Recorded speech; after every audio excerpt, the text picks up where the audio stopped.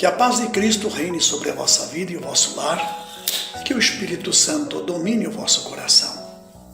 Meus queridos, para hoje eu gostaria de ler convosco o Salmo, capítulo 84, versículos 5 e 6.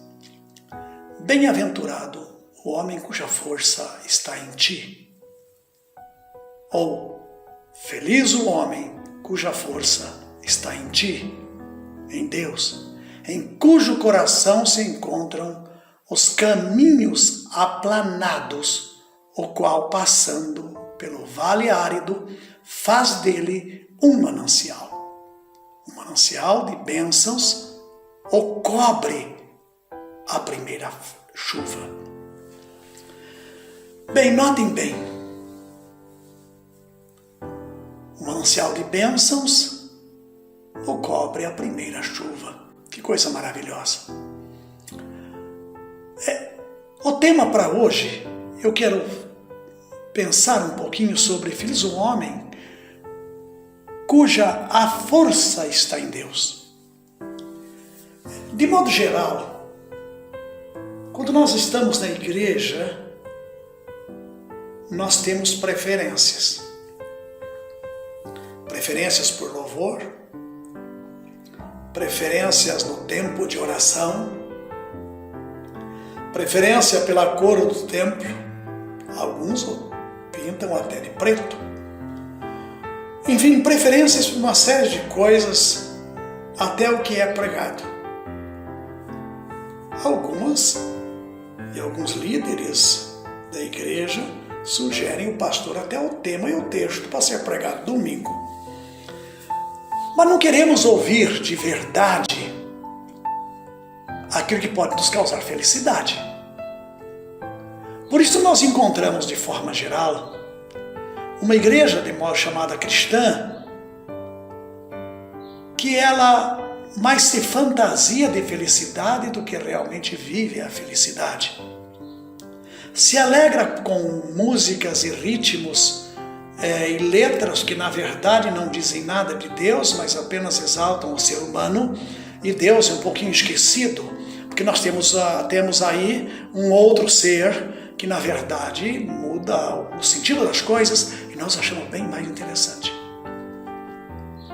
Aquilo que realmente precisamos para ser feliz. Aquela força que está em mim, cujo coração se encontra os caminhos aplainados, o qual, passando pelo vale árido, faz dele um manancial. É interessante, tem igreja que tem hábitos extraordinários. Chama até a atenção, difícil até de criticar. Eu não sei se vale a pena criticar. Com uma Bíblia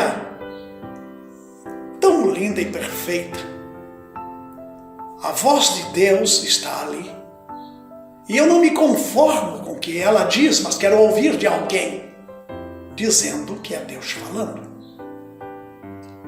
Não se consegue pôr na cabeça das pessoas algo que ela possa dizer assim: eu ouvi das Escrituras, aplanai o caminho do Senhor, para que não haja tropeço para o meu povo, conforme Isaías, no capítulo 14, relata. Não é isso que eu quero. Eu ser o motivo de tirar tropeço da frente do meu irmão?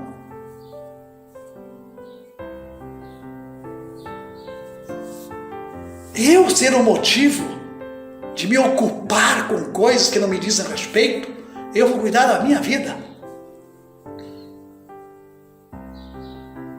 Mas o próprio salmista está dizendo: feliz o homem cuja força está em Deus, e cujo seu coração encontra os caminhos aplainados, os caminhos retos, sem elevação, caminhos que na verdade não me fazem cansar. Mesmo que eu passe por caminhos difíceis, passando pelo vale árido, tortuoso, cheio de pedras, de morros e barrancos, faz dele um manancial de bênçãos que cobre a primeira chuva, que o cobre a primeira chuva. Aí ele faz brotar coisas lindas, maravilhosas, flores extraordinárias, frutos para a humanidade. Meu querido irmão, se você é conduzido, conforme eu já disse antes, em mensagens anteriores, em meio às nuvens espessas da tribulação, agarre-se no invisível. Pois sentindo ou não a presença do Senhor, a si mesmo Ele está presente. E Ele diz, andou em trevas sem nenhuma luz, e ainda assim confiou em o nome do Senhor e se firmou sobre o seu Deus. Mas o que eu encontro hoje? O que eu encontro hoje? Se eu estiver em situação difícil, Deus não está me abençoando. Não é isso que a igreja diz? Se você ficar doente, a igreja vai dizer que Deus está pesando a mão em alguma coisa que você fez errado. Não é isso? Peraí. Será que Deus então criou um reino celestial, o qual Jesus disse morada, lá em João 14, que Ele ia preparar o caminho, preparar a nossa morada para que estivéssemos junto com Ele? Então foi uma anedota de Jesus?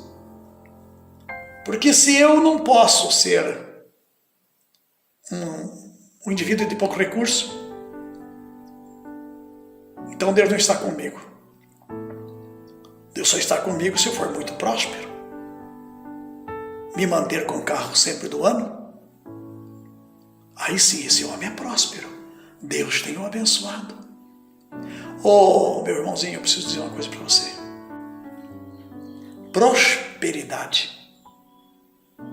Deus pode te dar, claro que Ele pode. Mas Ele não está se referindo ao que você vai ter ou deixa de ter. Então Jesus era bem pobrezinho, Ele não era abençoado. Porque Ele mesmo disse que as aves do céu têm ninho, as raposas têm os seus covis, mas Ele não tinha onde reclinar a cabeça. Fisicamente, humanamente falando, Jesus era um ser pobre. Não tinha dinheiro, não tinha recursos. Embora alguns iluminados dizem que ele era um homem muito rico. Concordo com um homem rico, da graça do Pai, porque ele não depende destas coisas para viver. Jesus ia valorizar essas coisas humanas que nós temos aqui, que são coisas passageiras. Meu irmão, pare um pouquinho. Hoje é moda os pastores andarem de limusine, em carro do mais alto luxo que nós temos no país. Concordo. Mas isso não faz o homem de Deus, e nem faz um abençoado. Fui evangelista. E andava a pé, às vezes, 30, 40 quilômetros, ou até mais. Pousei na estrada para ir a outra cidade onde eu estaria fazendo uma conferência na próxima igreja. Mas como eu não tinha condições financeiras, se eu comprasse a passagem do ônibus, poderia não ter dinheiro para comer. Então eu tinha que fazer escolha. Ou ando a pé, ou pego o ônibus. Se eu pego o ônibus, não vou ter o que comer no final da linha. Mas se eu chegar lá, aí eu tenho dinheiro para comer. Meu irmão, acorda. Eu nunca reclamei de Deus porque eu não tinha. Quantas vezes cheguei na rodoviária de São Paulo com uma fome terrível que chegava a me dar dor de cabeça. Eu ficava olhando para as pessoas, principalmente aqueles que tinham criança. Criança pega muitas vezes uma maçã, uma banana, dá uma mordida e joga. E eu ficava andando atrás, vi quando ia acontecer isso. Aí a mãe vai, pega e joga no lixo. Eu abria o lixo e punha no bolso. Ia ao banheiro, lavava e comia. Mas eu continuava glorificando a Deus. Continuava feliz com meu Jesus e falava o quanto Ele podia fazer. Eu te pergunto, você tem onde dormir? Que bom. Você tem até um carro para você andar nele, ir para a igreja, ir para o trabalho? Que bom. Ah, mas eu sou infeliz. Você não sabe o que é ser infeliz. Se você é infeliz porque você não tem Cristo no teu coração. Se você vive com tristeza porque você não tem Deus na sua vida. Porque nós precisamos ser felizes em todos os momentos da nossa vida. Feliz o homem cuja força está em Deus, em cujo coração se encontram os caminhos planados, o qual, passando pelo vale árido, faz dele um manancial. Se você vive resmungando, reclamando, lamentando, você está muito longe de Deus. Muito longe de Deus. Pode parar com isso. Conheço pessoas com muito dinheiro e muito ricas e são infelizes. E já conheci pessoas que moravam num casebrezinho coberto de sapé, limpo, cheiroso, os alumínios brilhando e a felicidade de Cristo presente. Ali estava uma alegria, ali estava a felicidade. E quando chegavam do seu lar, aqueles irmãos os recebiam com tudo que podiam, com felicidade no seu coração. Se você é conduzido em meio às nuvens espessas da tribulação, agarre-se no invisível, pois sentindo ou não a presença do Senhor, assim mesmo Ele está presente e diz: andou em trevas, sem nenhuma luz, e ainda assim confiou em o nome do Senhor e se firmou sobre o seu Deus. Em outras palavras, nunca se deixe determinar pela neblina da incredulidade, pois nesse caso tudo fica muito confuso. Em outras palavras, você tem a vida eterna em si, porque Deus fez você renascer para uma esperança viva. Se você não tem esperança em Jesus, não tem porque estar com Ele. Essa vida é indestrutível. Se durante a sua peregrinação sobre a terra, de vez em quando você se vê envolvido em negras e espessas nuvens, eu lhe digo: suba, chegue até a presença de Deus. Na presença do Senhor não há neblina, não há nada confuso, mas pura luz, deleite e elevo. Dê graças a Deus pela neblina, pelas nuvens escuras em sua vida, que lhe ensinam a se agarrar mais à realidade da vida em Jesus Cristo. Agarre-se naquele que verdadeiramente é seu Deus e seu Salvador, e não viva de fantasias e ilusões humanas e fracassadas. Pense nisto e tenha um bom dia.